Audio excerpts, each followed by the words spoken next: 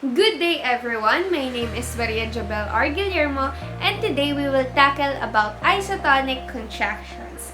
But first, let me discuss a brief background history about it. So, isotonic contractions is developed by Dr. Herman Kabat and it all started at a method for stroke rehabilitations, often combining movement patterns through three planes of movements which are flexion, abductions, and rotations. So who invented isotonic exercises? So the man behind this is Theodore Hettinger, a publisher who published book Physiology of Strength. They both developed a training program based on isometric exercises in the 1960s with Professor James A. Beside that, there's an alternate word or new word in isotonic contractions, which is known as Auxotonic Contractions.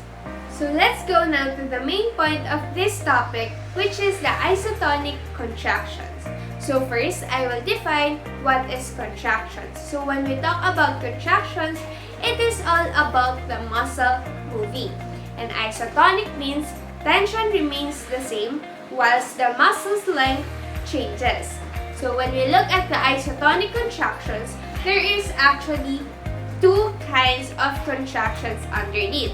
There is isotonic eccentric contractions and isotonic concentric contractions.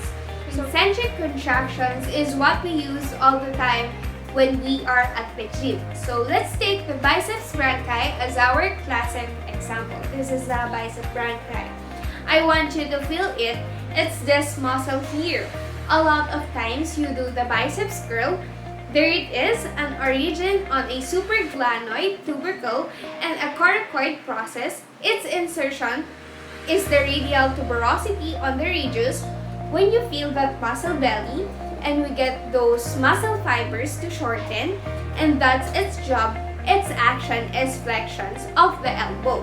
So when we get it to shorten and bunch up underneath there, that's concentric contractions. So concentric contractions is shortening the muscle fiber. So let's go now in the opposite direction. It's working while those muscle fibers are getting longer and lengthening. So when we look at the isotonic contractions, we have the concentric and still working, and the muscle is still working. We have eccentric contractions. So concentric means shortening our muscle fiber and eccentric is about lengthening the muscle fiber.